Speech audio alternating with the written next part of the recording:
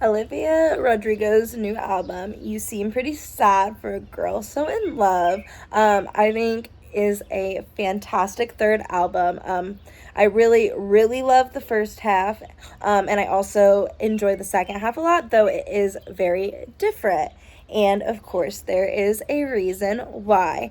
So I think that it is so clever how she decided to put this album together with that title of You Seem Pretty Sad for a Girl So in Love in mind.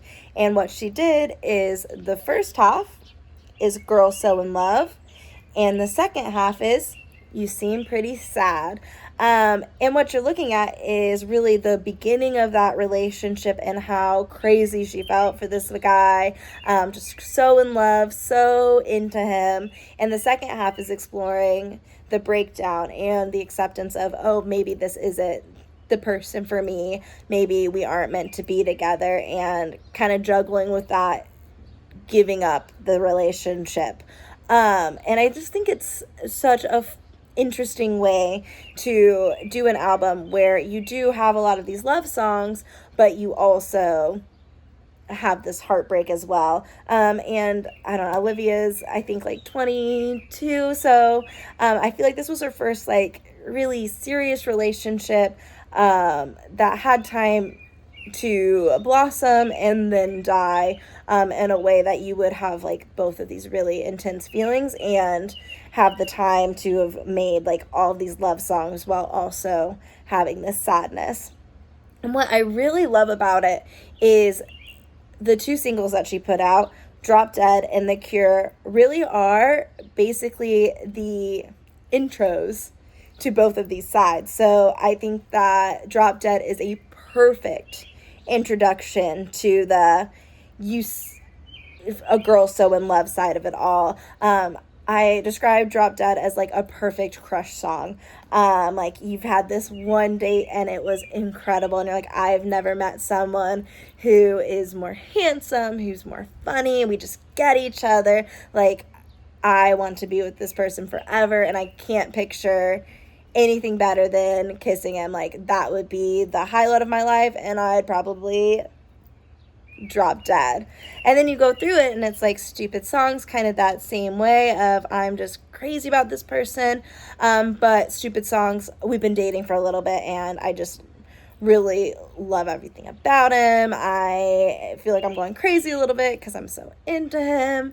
You've got Honeybee, which is more of this like sweet ballady song of just, I care so much about you. I feel like we really have built this, we're starting to build this life together. It's a really sweet song. Honeybee should be sweet. Maggots for Brains is like, I literally can't think of anything but you. And I think especially like that first real adult relationship you have and you're like, I don't want to work, I just want to be with this person, I just want to see him all the time, like, this is all I care about. I've got Maggots for Brains, and I think Maggots for Brains is so funny.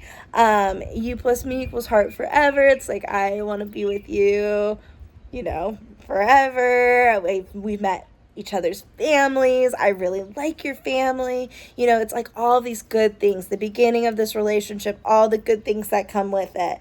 And then it goes into, I think, My Way, and that is, you start to see, oh, maybe there is a little bit of trouble, but it's completely not put on him or her, Olivia or her boyfriend, and instead she's kind of talking to this girl who seems like maybe she's like texting her boyfriend or like flirting with him in different ways, and she's like, you gotta stop because he's my man. And then Purple is like, our lives are so intertwined. She does like, I'm red, you're blue, and together we have this purple world. But at the end of Purple, it kind of fades into this idea of like codependence, almost, of like, have we melted so far together that we're not really ourselves anymore? Like, what's going on here? And it's like that start of maybe I am sad, maybe this relationship isn't working. And then we go to side B, which is The Cure.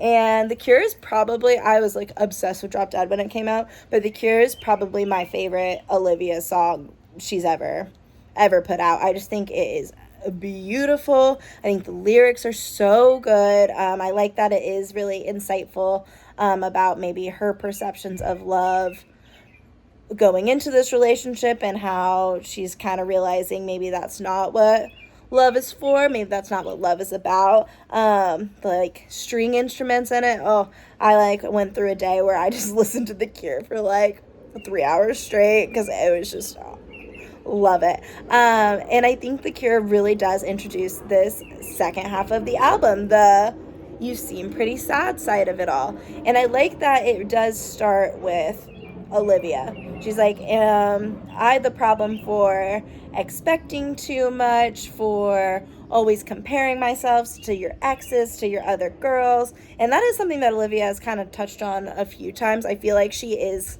kind of insecure, not to be mean, but like about her boyfriend's exes. And I'm sure like probably a man cheated on her, made her feel like she wasn't good enough. And, there's all kinds of relationship trauma that you might see with that. But she really is kind of looking at herself like, was I putting too much expectations into this relationship? And thinking that love was going to like make me unbelievably happy for the rest of my life and be this like thing that saves me. And kind of realizing, no, that can't be the only thing that saves me. It can't be the only thing that I put my energy towards. Like it's not going to be the cure. It can feel good, but that doesn't mean that it's the cure. But then you have to wonder, okay, but why does she feel that way? Why is she feeling so sad and not like unsafe, and like this relationship isn't what she wants it to be? And I do think like after hearing My Way, it's like, okay, there's obviously like some other stuff going on that might make her feel a lot more insecure about this relationship. But also I think when you start to have a breakdown in a relationship, the first thing that you do is not think about, well, what this person's doing, this and this and this. It's like, wait, am I the problem? Not to quote Taylor Swift, but am I the problem? Is it me? And that's what The Cure is. It's like, she's wondering, is she the problem? And then I think the rest of this side of the album, she does explore a little bit more of, well, this is what you're not giving me. So you've got Begged, which is, it does seem like you're trying to do the things that I need you to do, but it doesn't feel good because I'm having to ask you to do those things. And I, especially again, like her age, I feel like every girl knows what it's like to be with someone and feel like you're training them. You're like training them to learn how to be a part of a relationship, training them to be able to give you what you need. But then it's like, if I have to ask you a million times to do this thing, then it doesn't feel good. It doesn't feel like we're on the same page, and there's this disconnect here. And then I think you're what's wrong with me. It's like, maybe this relationship is contributing to my unhappiness instead of making it better. Instead of it making me feel full, I'm starting to feel like I'm really hurting.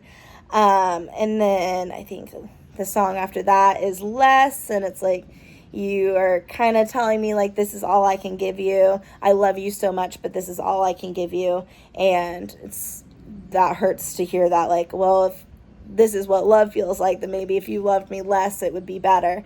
But I do think it really is just going back to this idea of like, she had such high expectations on that first half of the album, like Drop Dead. She's like, this person is my person. I just have this feeling about him, call it female intuition.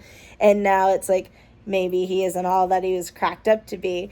And it's interesting. I don't feel like this album really is like, he did anything like especially horrible, like cheated, but I think there was just a lot of things that she wasn't getting her needs met. And then when she asked for those needs to be met, it was given with like, I'll try my best, but like, I can only do so much. And then it goes to The Cure. Am I the problem then because I'm asking for so much, I'm expecting you to do so much? Or is it because you're just not able or willing to give that to me? And then after that, I believe it's Expectations, which I think is so fun. And she's got big expectations, and she should. And it's like, I'm not going to just jump into a relationship anymore.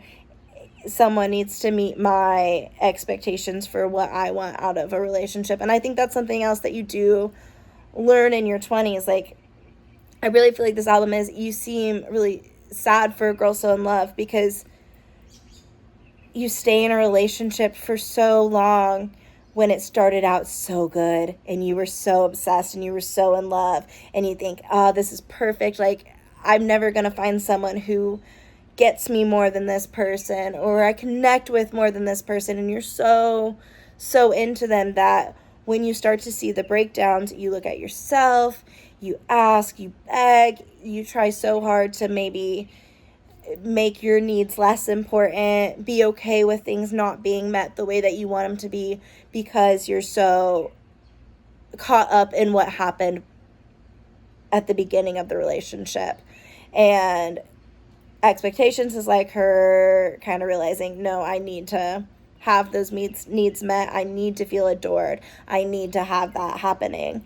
And then I think Cigarette Smoke is a really good album closer. And I love that she's like, tell me something honest to make these memories go dark. And I think she's talking about those memories in the first half of the album of the, you're looking like an angel in the walls of Versailles. I'm so obsessed with you.